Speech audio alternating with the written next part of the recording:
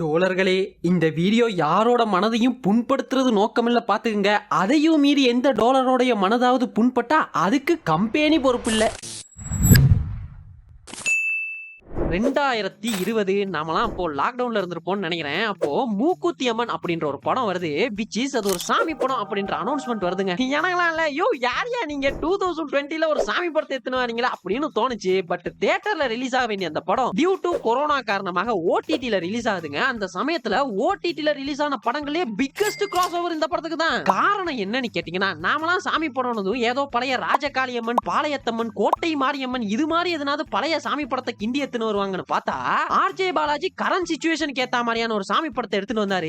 I am இம்ப்ரெஸ்டுங்க, I am impressed. And அதுக்கப்புறமா தாங்க எப்படி ஒரு சாமி படத்தை அதுவும் இப்போ நம்மளால என்ஜாய் பண்ண முடியுது அப்படின்னு யோசிக்கும் பொழுது தான் அதுக்கு பின்னாடி ஒரு சைக்காலஜிக்கல் ஃபேக்டரே இருக்குது அப்படின்றத தெரிஞ்சுக்கிட்டேன். அண்ட் இப்போ அதே ஆர்ஜே பாலாஜி கருப்புன்ற இன்னொரு சாமி பேர்லயே இன்னொரு படத்தோட இறங்கி இருக்காப்ல. இதுல அந்த சைக்காலஜிக்கல் ஃபேக்டர் எப்படி எல்லாம் ஒர்க் ஆக போகுது அப்படின்றத தாங்க பார்க்க போறோம். சோ வணக்கம் டோலர்களே, அப்போ ஆரம்பிக்கலாங்களா?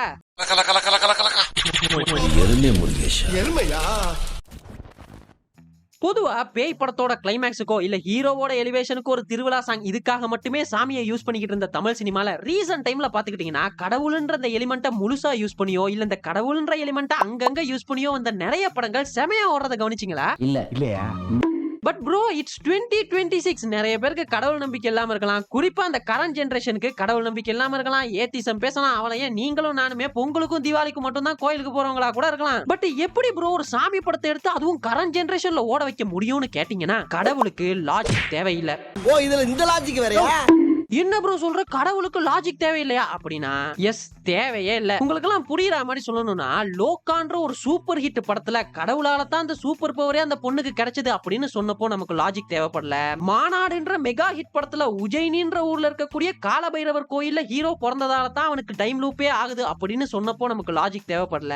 ஓமை கடவுளேல கடவுள் வந்து வாழ்க்கைக்கான ஒரு ரிவர்ஸ் கார்டை கொடுக்குறாரு அப்படின்னு சொல்லி கடவுளாக விஜய் சேதுபதியார கொண்டு வந்து நிறுத்தினப்போ நமக்கு லாஜிக் தேவைப்படல. இது போல தாங்க இந்த கடவுள் கான்செப்டை யூஸ் பண்ணிருப்பாங்க. ஹிப்ஹாப் தமிழாவோட வீரன், வினோதய சித்தம், இந்த ரீசன்ட்டா வந்துச்சுல காந்தாரா, அதுவும் காந்தாராலாம் பார்ட் 1 ஓடுனதால பார்ட் 2 எடுத்தாங்க. அது பார்ட் 1 விட நல்லா ஓடுச்சு. இதோ இந்த மூக்குத்தி அம்மனுக்கும் பார்ட் 2 எடுக்கறாங்க. இது போக சேயோன்ற பேர்ல ஒரு படமே வர போகுது. இப்போ இதெல்லாம் எனக்கு சட்டுன்னு ஞாபகத்துக்கு வந்த படங்கள். இது போல ரீசன்ட்டா வந்து உங்களுக்கு தெரிஞ்ச கடவுள் கனெக்ட் இருக்கக்கூடிய படங்கள்லாம் கமெண்ட்ஸ்ல சொல்லிட்டு போங்க. மொத்தம் எத்தனை படம் வந்திருக்குன்னு பாப்போம். சோ இந்த கடவுள்ன்ற கான்செப்ட்டுக்கு லாஜிக்ன்றது தேவையே கிடையாது.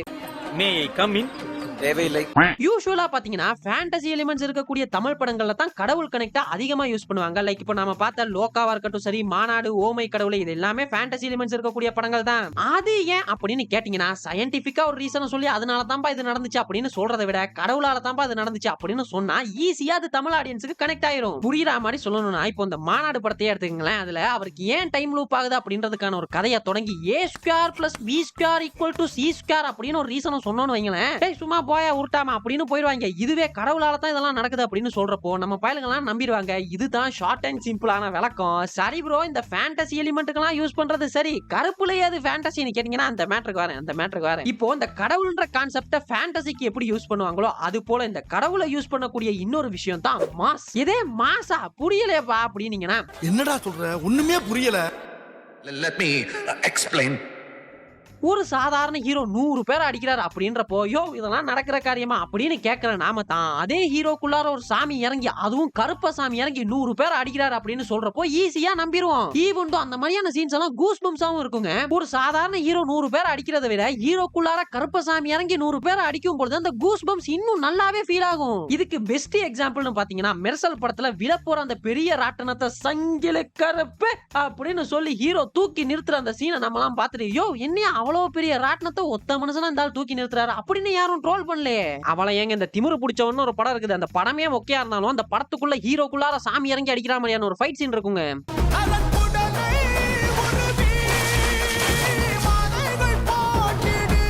இந்த சீனை இந்த சாங்கோட பார்க்கும்போது அவ்வளவு கூஸ் பம்ஸா இருக்குங்க. இந்த சாங் ஆடியன்ஸ் கூட எவ்வளவு கனெக்ட் ஆச்சு அப்படின்றத இந்த சாங்கோட கமெண்ட் செக்ஷனை பாத்தீங்கன்னாலே புரியும். என்னதான் இந்த ஃபைட் சீன்ல லாஜிக்கே இல்லாம இருந்தாலும் கடவுள்னு சொன்னதும் அது கனெக்ட் ஆகுது பாத்தீங்களா? அது தாங்க இந்த கடவுள்ன்ற எலிமெண்டோட மேஜிக்கே. விச் இஸ் கடவுளுக்கு லாஜிக் தேவையில்லை. சரிப்பா, கடவுள்னு சொன்னது இவ்வளவு பிளைண்டா தமிழ் ஆடியன்ஸ் நம்புறதுக்கு காரணம் என்ன? அதுவும் இந்த ஜெனரேஷன்ல, இந்த ஜென்சியோட ஜெனரேஷன்ல ஒரு சாமி படத்தை எடுத்து ஓட வைக்க முடியுதுன்னா அதுக்கு காரணம் என்ன அப்படின்னு கேட்டீங்கன்னா, என்னத்தான் நம்மள பலர் இன்னைக்கு வந்து கடவுள்லாம் இல்லப்பா அப்படின்னு ஏத்திசம்லாம் பேசிட்டு இருந்தாலும் நம்ம நம்மளோட ஆரிஜின் பாத்துக்கிட்டீங்கன்னா, அதாவது நம்மளோட அம்மா அப்பா, தாத்தா பாட்டி, நம்ம ஊரு, நம்ம கிராமம்னு நாங்க சின்ன வயசுல இருந்து பார்த்து வளர்ந்ததெல்லாம் அந்த சாமியா தான் இருக்கும். என்ன நடந்தாலும் சாமியும் கூட இருப்பாருப்பா, சாமி காப்பாத்திடுவாருப்பா அப்படின்னு சொல்லி வளர்த்த அம்மாவையும் பாட்டியும் தான் நம்ம பார்த்து வளர்ந்துருப்போம். அதோ இந்த நீயானால கூட ஒருத்தர் சொல்லியிருப்பாரு, எங்க அம்மாலாம் சாமி கும்பிடுறத பார்த்தா அந்த சாமியே கீழ இறங்கி வந்து ஐயா சாமி ஆள விடுன்னு போயிரும்னு. சோ இது போன்ற அம்மாவையும் அப்பாவையும் தாத்தாவையும் பாட்டியும் தான் நம்ம பார்த்து வளர்ந்துருப்போம். அகைன் நம்ம வளர்ந்ததுக்கு அப்புறமா கடவுள்ன்ற கான்செப்டுக்கு பின்னாடி லாஜிக் இருக்குது, லாஜிக் இல்ல, நம்புறேன் நம்பலன்ற மிக்ஸ்டான ஒபினியன்லாம் இருந்தாலும் நாம சின்னதுல இருந்து பார்த்து வளர்ந்த அந்த ரூட் இருக்குதுல, அந்த ரூட்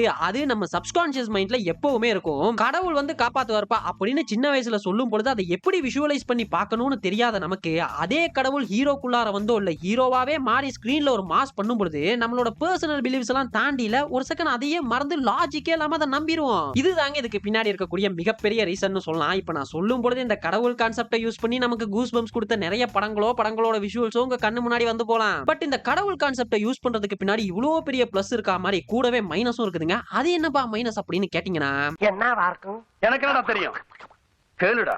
இந்த கடவுள் கான்செப்ட் இருக்குதுல்ல, அது தங்க முட்டை போடுற வாத்து மாதிரிங்க. தேவையான இடத்துல தேவையான அளவு யூஸ் பண்ணும் பொழுது ரசிக்கும்படியா இருக்கும், கூஸ் பம்ஸா இருக்கும், லாஜிக்கே இல்லாத விஷயங்களையும் நம்ப வைக்கும். ஆனா அதையே கொஞ்சம் மீட்டர் தாண்டி யூஸ் பண்ணோம்னு வைங்களேன், கிரிஞ்ச் ஆயிருங்க. அதுக்கு பெஸ்ட் எக்ஸாம்பிள் இந்த அண்ணாத்த தான். இந்த அண்ணாத்த படத்துல சாமி கனெக்ட்ன்றது எக்கச்சக்கமா இருக்கும். ஆனா அதையே திரும்ப திரும்ப பண்ணி சேச்சுரேட் பண்றதால கிரிஞ்சா இருக்குங்க. ஆக்சுவலி இந்த அண்ணாத்த படத்தோட செகண்ட் ஹாஃபே பாத்துக்கிட்டீங்கன்னா, ஒரு திருவிழா ஆரம்பிச்சு எப்படி முடியுமோ அந்த சீக்வன்ஸ்ல அந்த பேட்டர்ன்ல தான் ஹீரோ வில்லனை பழி வாங்க போறாருன்ற அந்த கான்செப்ட் நல்லா இருக்கும். எங்க ஊரு மதுரை வீர சாமிக்கு உன்னை நேர்ந்து விட்டுட்டேன்.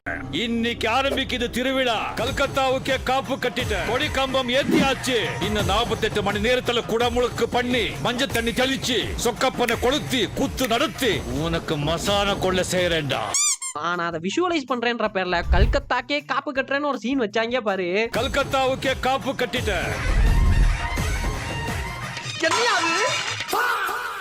இப்படி எல்லாம் பண்ணீங்கன்னா அடிச்சு துவச்சு ஓட விட்டுருவாங்க. ஆக்சுவலி இந்த படமே அவங்க ஊர் மதுரை வீரசாமி அண்ணாத்தையா வந்து கெட்டவனை பழி வாங்குறாரு அப்படின்ற மெட்டபர்ல தான் சிவா சொல்ல வந்திருப்பாப்புல. கடைசியில இப்படி ஆகி போச்சு. அண்ட் இதே போல இன்னொரு மேட்டரும் இருக்குதுங்க. இந்த கெட்டதை அழிக்க சாமி வராரு அப்படின்னு சொல்றப்போ நமக்கு அது எப்படி கனெக்ட் ஆகுது? அதாங்க இந்த மோஸ்ட்லி பேய் படங்களோட கிளைமேக்ஸ் எல்லாம் இது போல தான் இருக்கும். அதே போல ஒரு கடவுளுக்கு எதிரான நெகட்டிவான விஷயத்தை ஹீரோ பண்றாரு அப்படின்னு சொல்றப்போ அது இங்க இருக்கக்கூடிய ஆடியன்ஸுக்கு கனெக்ட் ஆகாது. இதுக்கு பெஸ்ட் எக்ஸாம்பிள் லியோ படத்துல வரக்கூடிய பிளாஷ்பேக் தாங்க. ஹாலிவுட் படங்கள்ல ஒரு பெரிய கேங்ஸ்டர் கூட்டமே நரபலி கொடுக்கிற கல்ட்ட ஃபாலோ பண்றானுங்க அப்படின்னு சொல்றப்போ அதை கொண்டாடுன அதே ஆடியன்ஸ் தான் லியோ பிளாஷ்பேக்ல நரபலின்னு சொன்னதும் கிரிட்டிசைஸ் பண்ணாங்க.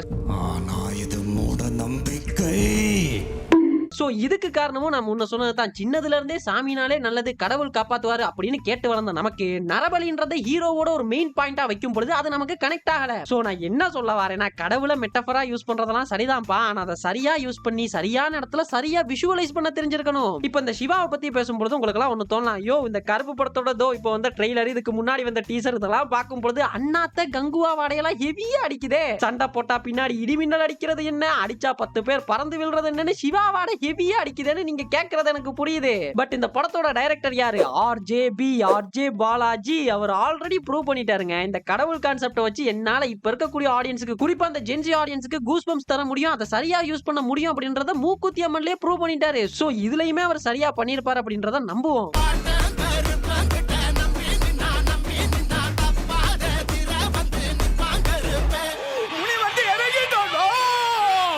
அண்ட் இப்போ இந்த ட்ரெய்லர்லாம் பார்க்கும் பொழுது புரியுது, இந்த படத்துல சாமின்றதை ஏதோ அங்கங்கன்னு யூஸ் பண்ணாம மொத்த படமுமே கருப்பசாமியை பேஸ் பண்ணி தான் இருக்க போகுதுன்னு. படத்துக்கு பேரே கருப்புன்னு வச்சிருக்காங்க. சோ சொல்றதுக்கு ஒண்ணும் இல்ல, இந்த கடவுள் கான்செப்ட மட்டும் கிளவரா யூஸ் பண்ணிருந்தாங்கன்னு வைங்களேன், வெற்றி இல்லன்னு வைங்களேன், அந்த ஃபைட் சீன் எல்லாம் போட்டு பொளந்துருவானுங்க. ஆர்ஜே பாலாஜி இப்போ இந்த இன்டர்வியூல எல்லாம் சொல்லிட்டு இருக்காப்ல, ஃபர்ஸ்ட் ஹாஃப் இமோஷனலா இருக்கும், செகண்ட் ஹாஃப்ல ஹீரோக்கு ஒரு சூப்பர் பவர் கிடைச்சு மாசா இருக்கும்னு. பட் நான் நம்புறேன் இந்த கடவுள் படத்துல இசை கடவுள் வேற இருக்காரா, எல்லாத்துக்கும் ஒரே பிஜிஎம் போட்டாலும் எல்லா சீன்லயும் மாஸ் காட்டுவாப்லன்னு நம்புவோம். அண்ட் சூர்யா சாருக்குமே இது ஒரு முக்கியமான பாயிண்ட்ங்க. ஏன்னா அண்ணனை கடைசியா சூரரை போட்டு ஜெய்பீம் 2021ல அதுவும் ஓடிடில ஃபயரா பார்த்தது. அதுக்கப்புறமா வந்தவனுங்க அண்ணனை வச்சு குஜிலி மஸ்து பண்ணிட்டு போயிட்டாங்க. சோ இந்த வாட்டி success is not a choice, it's mandatory அப்படின்ற மாதிரி ஆகி போச்சு. தம்பி இன்னொரு முறை தப்பு நடக்கூடாது. ஓகே மாமா. அசிங்கம் ஆயிருச்சுடா. ஆமா மாமா. 13 வருஷம். இந்த முறை நாம ஜெயிக்கிறோம். விடக்கூடாது. தூக்குறேன். So will see in the theater எப்படி வருதுன்னு பார்க்கலாம். அண்ட் போறதுக்கு முன்னாடி இந்த கண்டென்ட்க்கு சம்பந்தமே இல்லாத ஒரு மேட்டரை பேசிட்டு கிளம்புறேன். எல்லைக்கே நக்கு படத்துக்கு ரோஸ்ட் போடுங்கன்னு நிறைய பேர் கேட்டே இருந்தீங்க. இந்த வாட்டி நான் பேச மாட்டேன், நான் பேசவே மாட்டேன். நான் பிஆர் அண்ணனை பத்தி பேசினப்போ என்ன போட்டு பொழந்துட்டு இப்போ பிஆரா ஒரு படத்துல நடிக்கலன்னு உங்களால தாங்கிக்க முடியல. என்னப்பா அந்த டாக்ஸிசிட்டி கொஞ்சம் கம்மியா இருக்குதுன்னு அண்ணனையே போட்டு பொழக்குறீங்க. பொழங்கடா பொழங்க. ஆன்லைன் சமூகத்தை பார்க்கவே நல்லா இருக்குது. இந்த வாட்டி நான் பேச மாட்டேன், நான் பேசவே மாட்டேன்.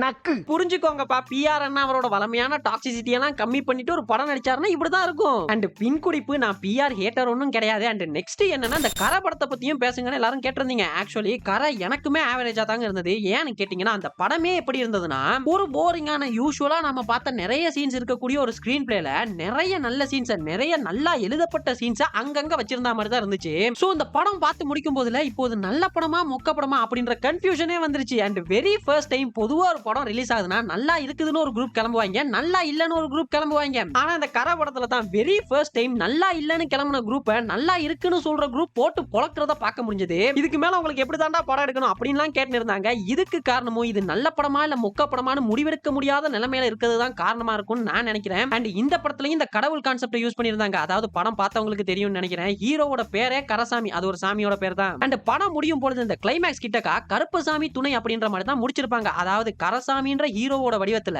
கருப்பசாமி வந்து அந்த ஊர் மக்களை காப்பாத்துறாரு அப்படின்ற மாதிரி தான் டீடைலிங் பண்ணிருந்தாங்க. ஆக்சுவலி கடவுள் இருக்காரா இல்லையா, நம்பலாமா வேணாமான்றதெல்லாம் அவங்க உங்களோட நம்பிக்கை தாங்க. நாம அதுக்குள்ளார போக வேணாம். பட் இந்த கடவுள் கனெக்ஷனை எப்போலாம் படத்துக்குள்ள கொண்டு வராங்களோ அப்போலாம் மோஸ்ட்லி தமிழ் ஆடியன்ஸுக்கு கோலிவுட்ல நமக்கு அது ஒர்க் அவுட் ஆகிருக்குது. சோ ஹோப் கருப்பும் நமக்கு கனெக்ட் ஆகும்னு. கர்த்தர் உங்களை எல்லாம் பண்ணுவார், கிடக்க பண்ணுவார், நடக்க பண்ணுவார், நடக்கவும் கர்த்தர் எப்படி காப்பாத்துவாரு? கக்குஸ்நாதத்துல கிடக்கிறவர் கர்த்தர் எப்படி காப்பாத்துவாரு? போன மாசம் இதே ஆஸ்பத்திரியில தான் சத்து கொரோனால 12 குழந்தைங்க செத்து போச்சு. மயக்க மருந்த மாத்தி கொடுத்து 2 கர்ப்பிணி பொண்ணுங்க செத்து போனாங்க. கர்த்தரும் காப்பாத்தல, மாரியம்மாள் காப்பாத்தலையா? என்ன மாதிரி கடவுள் இது?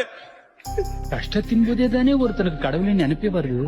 நம்மளை கஷ்டப்படுத்தி அவனை நினைக்க வைக்கிற அளவுக்கு ஆண்டவன் ஏன் அப்படி அல்ப பயலா இருக்கான்? சாமி கோவில் இதெல்லாம் இல்லன்னா ஜனங்க என்ன பண்ணுவாங்க சொல்லு. சொந்த காலில் நின்று சுயமா யோசிச்சு எப்பவோ முன்னேறி இருப்பாங்க. இந்தியா 2ஆனதுக்கு காரணமே சாமியும் மதமும் தான். அந்த கல்லுல என்னமா இருந்துச்சு? அது வெறும் கல்லுதான் சாமி. அது எங்கமா இருக்குது? அது கல்லுதான சாமி, அது அங்கதான் இருக்கு. முன்ன பின்ன தெரியாத ஒரு பையனுக்காக கண்ணீர் விடுற அந்த மனசு இருக்கு, அதான் கடவுள். சுனாமியில ஜீசஸ் சிலையை பிடிச்ச கிறிஸ்டியனா மாறிட்டேன். அதுவே டெடிபேர் கரடி பொம்மையை பிடிச்சிருந்தா என்னவா மாறி இருப்பேன்?